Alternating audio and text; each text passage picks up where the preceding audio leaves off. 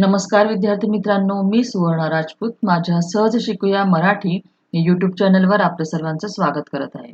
आज आपण शिकणार आहोत मराठी सुलभ भारती इयत्ता 5वी या पाठ्यपुस्तकातील पाठ क्रमांक 13 अनुभव.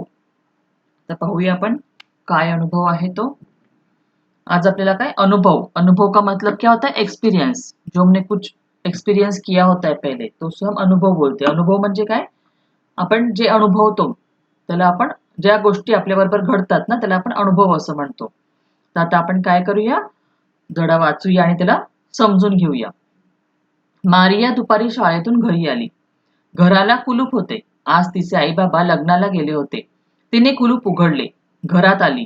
खिडक्या उघडल्या, गणवेश बदलला, हातपाय धुवून ती घरात खाऊ शोधत होती. मारिया नावाची मुलगी होती. ती काय दुपारी तिची शाळा सुटली आणि ती घरी आली. तिचे आई बाबा बाहेर लग्नाला गेलेले होते. तिने काय केलं, चावी घेतली, तिच्याकडे चावी असेल किंवा शेजारी असेल ती चावी घेऊन तिने दाराचं कुलूप उघडलं. घरात आल्यावर तिने काय केलं, खिडक्या उघडल्या. गणवेश म्हणजे काय, युनिफॉर्म. गणवेश का मतलब होता युनिफॉर्म बदलला आणि हात पाय धुवून ती घरात खाऊ शोधत होती. बघा किती हुशार मुलगी आहे.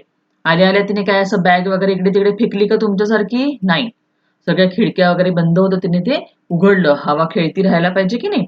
आणि पहिले काय केलं, युनिफॉर्म तिचा होता तो चेंज केला, कपडे बदलले तिने. आणि मग हातपाय धुतले आणि मग ती घरामध्ये खाऊ शोधायला लागली. हे की नाही, घरात गेल्या गेल्या खायला शोधायचं असतं का? नाही. बाहेरून आल्यावर पहले हाथपाय धुवायचे असतात. भी मारिया नाम की लड़की थी, वो स्कूल से घर आई. घर पे आने के बाद उसके मम्मी पापा घर पे नहीं थे, कहीं लग्नाला यानी कि शादी में गए हुए. तो उसने क्या किया, लॉक खोला और घर पे आते ही क्या किया उसने, पहले खाने को ढूंढा क्या? नहीं. उसने क्या किया, पहले सारी खिड़कियां खोल दी, विंडो खोल दी, यानी कि घर में हवा आती जाती रहे. फिर उसने उसका गणवेश यानी कि यूनिफॉर्म चेंज किया. फिर हाथ पांव धोके फिर कुछ खाने के लिए वो ढूंढने गई. अचानक खिडक्यांची दारे एकमेकांवरती धाड धाड आपटू लागली. वारा सू सू करत वाहू लागला. कशी हे करायला लागली, धाड धाड करत खिडक्यांची दारे एकमेकांवरती आपटू लागली. वारा सू सू करत वाहू लागला. आभाळात ढगांनी गर्दीच गर्दी केली. ढगांचा गडगडाट, विजांचा कडकडाट सुरू झाला. पाऊस धो धो वाहू कोसळू लागला. मारियाने पटपट दारे खिडक्या बंद केली. अचानक काय झालं, खिडक्या असतात ना त्याची दारे एकमेकांवरती धडधड असं आपटायला लागली. आपण पण बघा, जर आता पावसाळ्याचे दिवस चालूच आहेत, कधी खूप जोराचा वारा आला, पाऊस आला तर काय होतं, आपल्या खिडक्या असतात त्या एकमेकांवरती आपटतात आणि आवाज येतो. वारा पण सू सू असा करत व्हायला लागला. आभाळामध्ये अचानक ढगांची गर्दी झाली आणि ढगांचा गडगडाट व्हायला लागला. काय व्हायला लागला, ढगांचा गडगडाट. एकदा बोला बरं माझ्या मागे, ढगांचा गडगडाट. हे मी तुम्हाला का बोलायला लावते, कारण स्वाध्यायामध्ये याच्यावरती प्रश्न आहेत आपल्याला, म्हणून हे तुमच्या लक्षात राहायला पाहिजे, म्हणून मी बोलायला लावते. विजांचा काय सुरू झाला, कडकडाट. विजांचा काय, कडकडाट. आणि पाऊस धो धो कोसळू लागला. मग मारियाने काय केलं, पटापट दरवाजे आणि खिडक्या बंद केल्या. अभी अचानक से क्या हो गया, अचानक से खिड़कियों के जो दरवाजे वो एक के ऊपर एक ऐसे बजने लगे और धाड़ धाड़ ऐसा आवाज आने लगा. हवा, वारा जो है वो भी सू सू करके बहने लगा. अचानक से आकाश में क्या हुआ, सब ढग जो होते हैं ना, बादल छा गए. बहुत सारे बादल एक साथ आ गए, गर्दी होगी बादलों की. और बादलों का आवाज कैसे आने लगा, गडगडाट. ढग, बादल को क्या बोलते हैं मराठी में, ढग. तो ढगांचा आवाज कसा, गडगडाट. बिजली चमकना, विजा यानी के बिजली. बिजली का आवाज कैसा था, कड़कड़ाट करके जोर से बिजली चमक रही थी और बारिश धो धो करके गिर रही थी.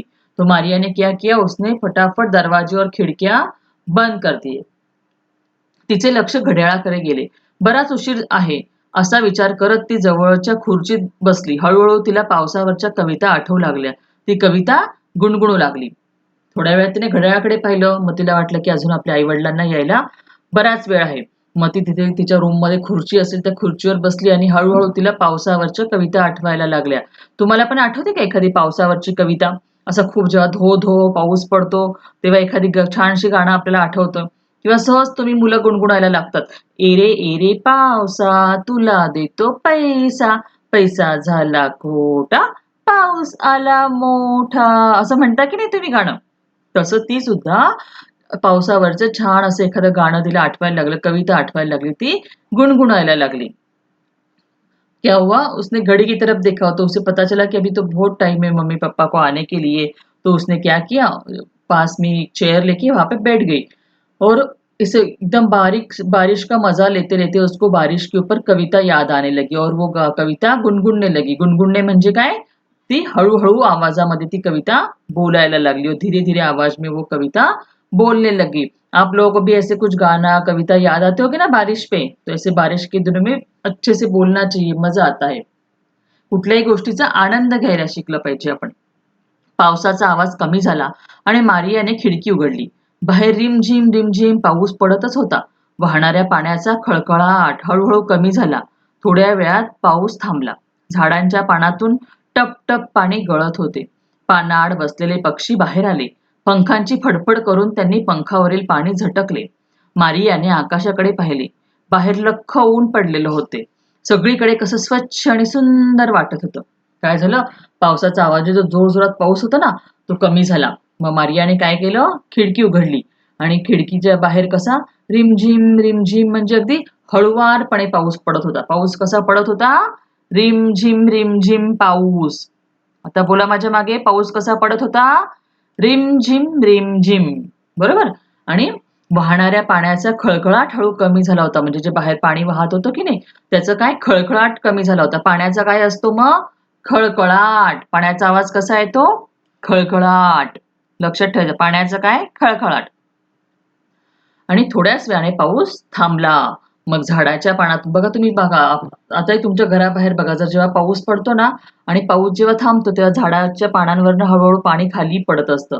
मग त्या झाडाच्या पानातून टप टप असं पाणी गळत होतं. कसं गळत होतं, टप टप पाणी गळत होतं. आणि पानाआड जे बसलेले पक्षी जे पावसामुळे झाडाच्या असे पानांच्या आत लपलेले होते ना, पाऊस लागायला नको म्हणून पानांच्या खाली, ते पण बाहेर आले आणि त्यांच्या पंखांची फडफड केली. त्यांनी काय केलं, पंख असं फडफड फडफड केले आणि पाणी झटकून टाकलं अंगावरचं. पंखांची काय मग, फडफड. पंखांची फडफड.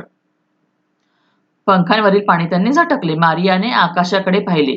बाहेर मस्त लख्ख ऊन पडलं होतं. बघा, कधी कधी असा अनुभव घेऊन पहा, पाऊस थांबल्यावरती छान असं ऊन पडतं कोवळ्या उन्हासारखं आणि लख्ख प्रकाश पडतो. खूप सुंदर असं वाटतं बाहेर.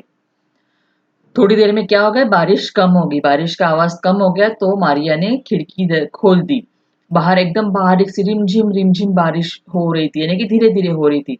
बहते हुए पानी का जो खड़खड़ाहट करके आवाज था वो भी कम हो गया था. और झाड़ के पत्ते जो होते हैं ना, उनमें से जो पानी टपकता है बारिश के बाद में, उसका टप टप ऐसे आवाज जो हो रहा था, वो टप टप आवाज से वो झाड़ के पत्तों का पानी नीचे गिर रहा था.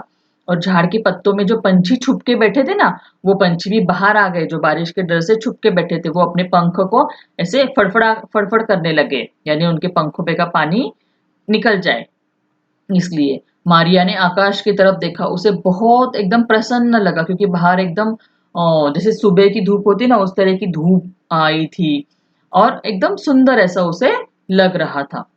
तेवढ्यात दारावरची बेल वाजली. Ding dong. आई आली. असे म्हणतच मारिया पळत पळत दाराकडे आली.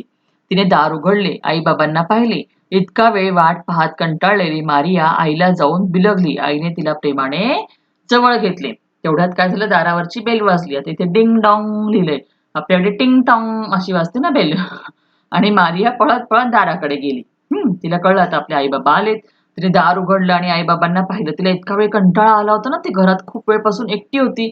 तिने जाऊन काय केलं, लगेच आपल्या आईला जाऊन ती बिलगली आणि आईने तिला प्रेमाने जवळ घेतला. आता तुम्ही पण पहा, तुम्ही जर घरामध्ये खूप वेळ असे एकटे बसले तर तुमचे आई बाबा बाहेरून आले की तुम्ही पण कसं आई किंवा मम्मी करत तिला जाऊन एकदम मिठी मारतात, तसंच मारियाने केलं.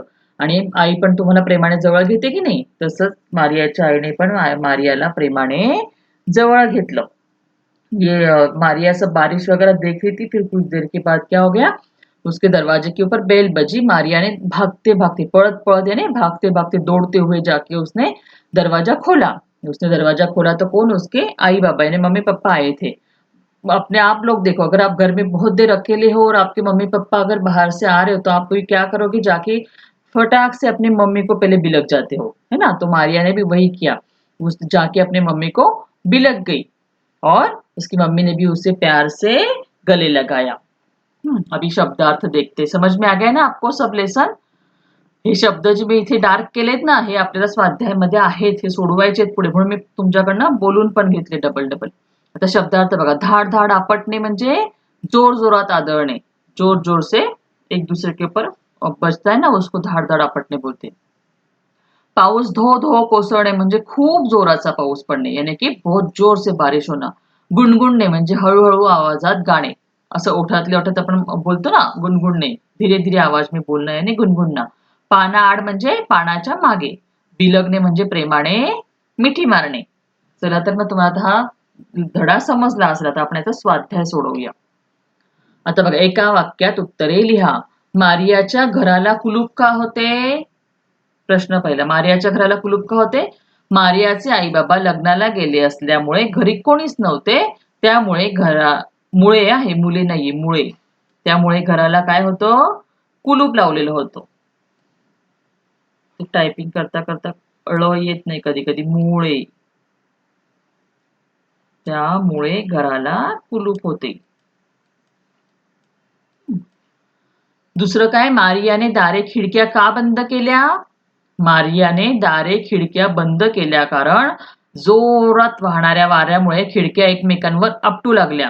ढगांचा गडगडाट, विजांचा कडकडाट, त्यासोबत धो धो कोसळणारा पाऊस, यामुळे मारियाने खिडक्या दरवाजे बंद केले. आता इथे पण हा मुळे शब्द आहे. टायपिंग करत असताना ळ हा येत नाही लवकर टाईप करताना, म्हणून ते मुळे होतं, मुळे असा शब्द येतो. प्रश्न तिसरा, पानाआड लपलेले पक्षी केव्हा बाहेर आले? थोड्या वेळाने पाऊस थांबला होता, झाडाच्या पानातून टपटप पाणी गळत होते, त्याच वेळेस पानाआड लपलेले पक्षी बाहेर आले. म्हणजे जेव्हा पाऊस थांबला तेव्हा पानाआड लपलेले पक्षी बाहेर आले होते. मारिया आईला का बिलगली? खूप वेळेपासून आईबाबांची वाट पाहत असलेली मारिया कंटाळली होती, म्हणून आईला पाहताच ती आईला जाऊन बिलगली. चला, प्रश्न पहिला झाला, पुढे जाऊया. जोड्या जुळवा. मी तुम्हाला जे सांगितलं होतं ना, जोरजोरात शब्द पुन्हा पुन्हा वाचा. तर ते आता इथे आपल्याला जोड्या जुळवायचे. बघा, ढगांचा काय होतो मग सांगा मला पटापटा? ढगांचा गडगडाट. आपण हे बघा, इथे सगळं आपण हे केलंय ना, ढगांचा गडगडाट, दिसलं ना? मग त्याला आपण आता हे जोडे. विजांचा काय होतो? काय पाहिलं होतं आपण इथे? विजांचा कडकडाट. म्हणून तुम्हाला मी बोलायला लावत होते ते शब्द, की तुमचे पाठ होतील. पाण्याचा खळखळाट. पंखांचा काय होता? फडफडाट. तुम्ही मागे जाऊन पाहू शकता उत्तर, इथे मी तुम्हाला लिहून दिलेत. आता वाचा आणि शब्द सांगा. आता बघा, शब्दांची पुनरावृत्ती झालेले शब्द, जसं धाड धाड. पुनरावृत्ती म्हणजे काय? एकदा आलेला शब्द पुन्हा तोच येणे. पुनरावृत्ती या शब्दाचा अर्थ काय होतो, की एकदा जे आले तेच. आता बघा, हा शब्द कसा आहे? धाड परत धाड. लक्षात ठेवा, हाच परत ये ना, त्याला पुनरावृत्ती असं म्हणतात. पुनरावृत्ती का मतलब क्या होता है? जो शब्द पहले आया है वही शब्द बाद में आता है, डबल, उसको रिपीट होना. पुनरावृत्ती म्हणजे रिपीट होने. पुनरावृत्ति का मतलब क्या होता है? रिपीट होना. जैसे धाड़ धाड़, फिर कौन से है? सुसु, यानी कि ये सुसु यानी कि क्या है? वारा जो बह रहा है ना, हवा बह रही, उसका आवाज है, वाऱ्याचा आवाज आहे. सू सू करत वारा वाहत होता. धो धो, टप टप, फडफड, हळूहळू, असे शब्द आलेत की नाही आपल्या याच्यामध्ये? हे इतके मी तुम्हाला दिलेत. आणखीन तुम्ही शोधा आणि लिहा जर सापडले तुम्हाला तर. पुढचा प्रश्न काय आहे? नादमय शब्द, उदाहरणार्थ कडकडाट, गडगडाट. नाद म्हणजे काय? रिदम. नाद का मतलब क्या होता है? रिदम. तो जिसमें रिदम है, जैसे कडकडाट, गडगडाट. एक नाद आहे ना यांना. अशा सारखे शब्द, तुम्हाला माहिती असलेले शब्द सांगा. मग इथे बघा, धड्यातले पण मी सांगते. खळखळाट, भरभराट, सळसळाट, असे भरपूर शब्द आहेत मराठीमध्ये. तुम्ही शोधा किंवा तुमच्या आई वडिलांना विचारा आणि लिहा. मी तुम्हाला उदाहरणार्थ हे दिलेले आहेत बाकीचे. ऐसे बहुत सारे वर्ड्स है, आप आपके मम्मी पापा को पूछ के लिख सकते हो. मैंने कुछ एग्जाम्पल आपको दे दिए हैं. प्रश्न चौथा, खालील शब्द वाचा व पाहून तसेच लिहा. आता हे शब्द काय करायचे? वाचायचे आणि असेच्या असे बघून लिहायचे. डिक्टेशन वर्ड, ये क्या है? Dictation word. घड्याळ, खिडक्या, हळूहळू, गुणगुणू, रिमझिम, खळखळाट. आता बघा, गुणगुण, गुणगुण पण आपल्याला पुनरावृत्ती झालेल्या शब्दांमध्ये येऊ शकतो. गुणगुण असे अनेक शब्द सापडतील तुम्हाला. मी फक्त उदाहरणं दिलेली आहेत. तुम्ही शोधा आणि लिहा. प्रश्न 5वा. रिकाम्या जागी विरुद्ध अर्थी शब्द लिहून वाक्य पूर्ण करा. तर विरुद्ध अर्थी शब्द म्हणजे ऑपोजिट वर्ड्स. तर पाऊस सुरू झाला. पाऊस सुरू झाला. मग सुरूच्या विरुद्ध काय येणार? बंद. सुरू के ऑपोजिट वर्ड क्या आता है? बंद. तर पाऊस बंद झाला.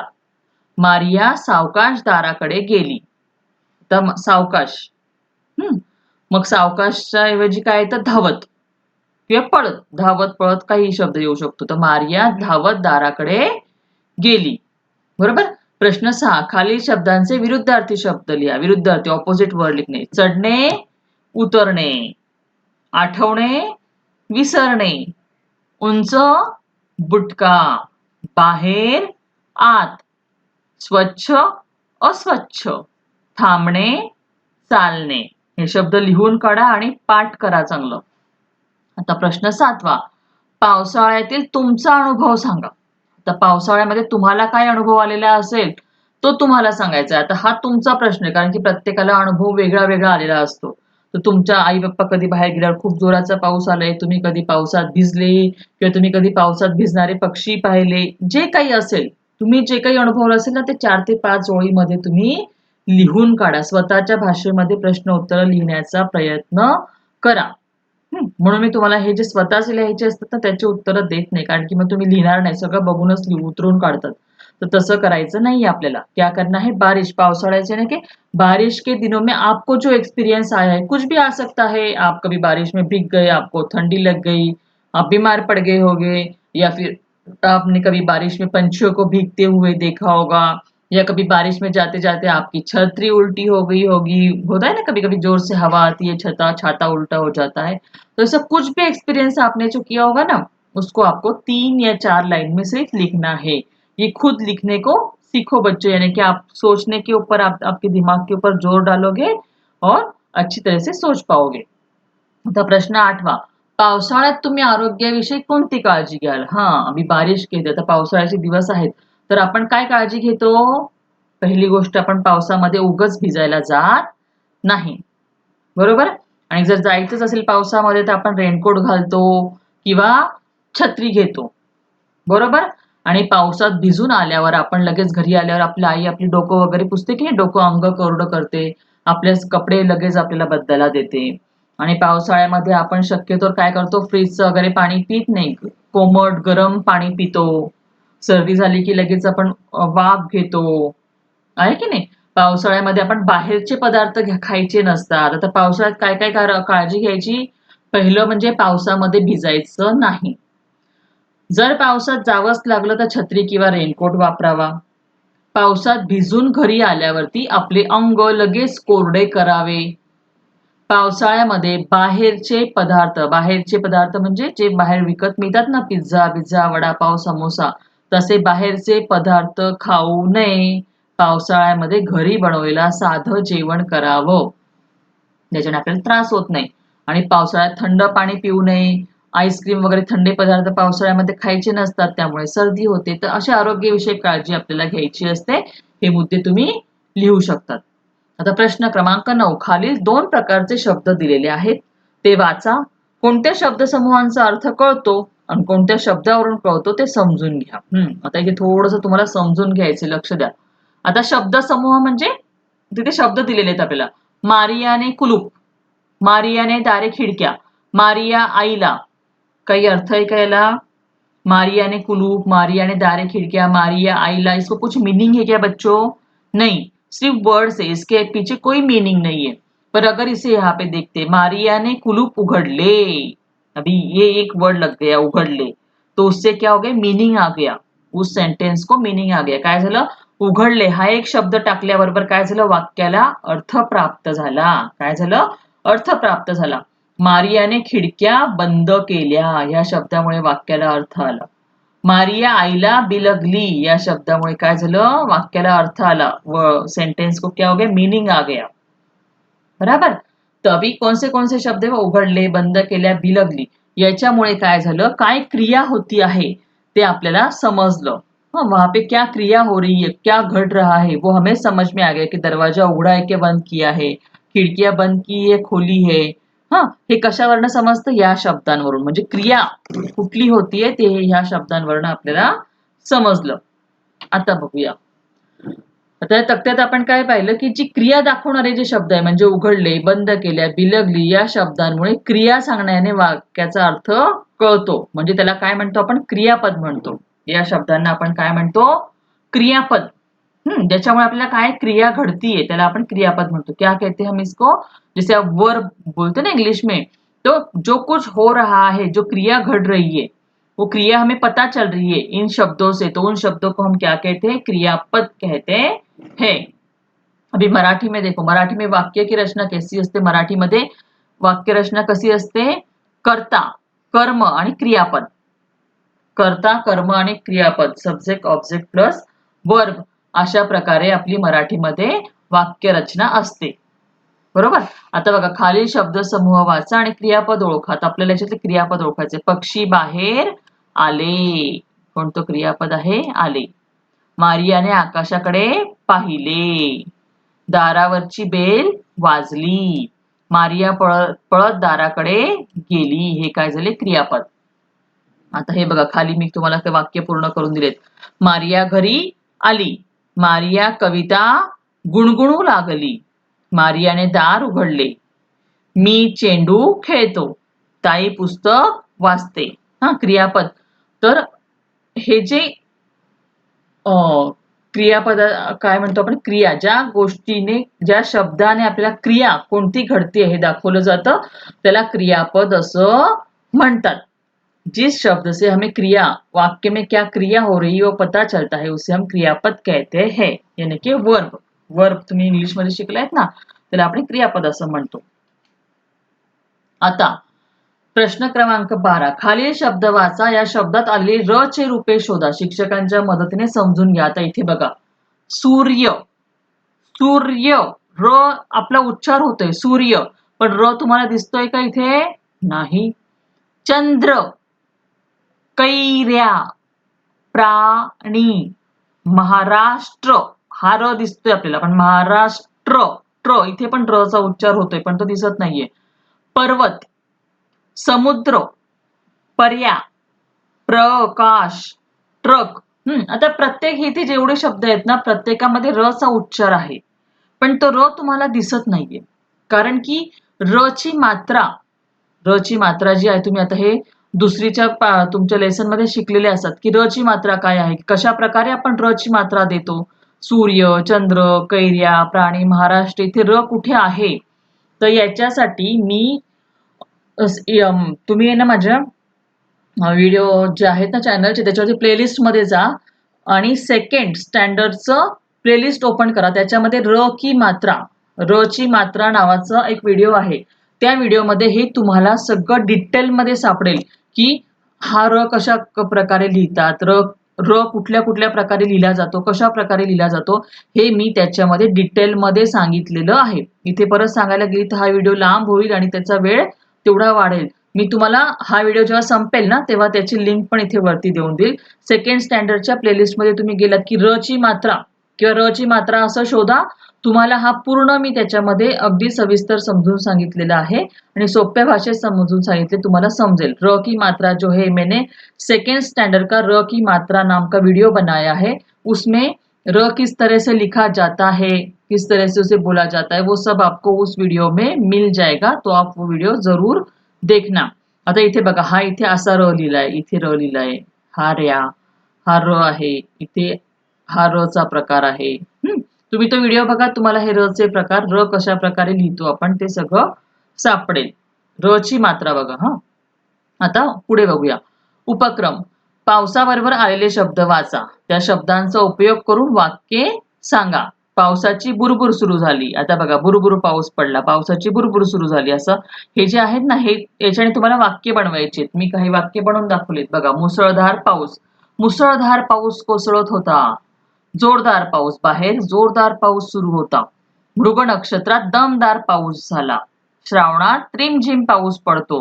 आणखीन जे बाकी असतील ते तुम्ही लिहून ही सगळी वाक्य तयार करा.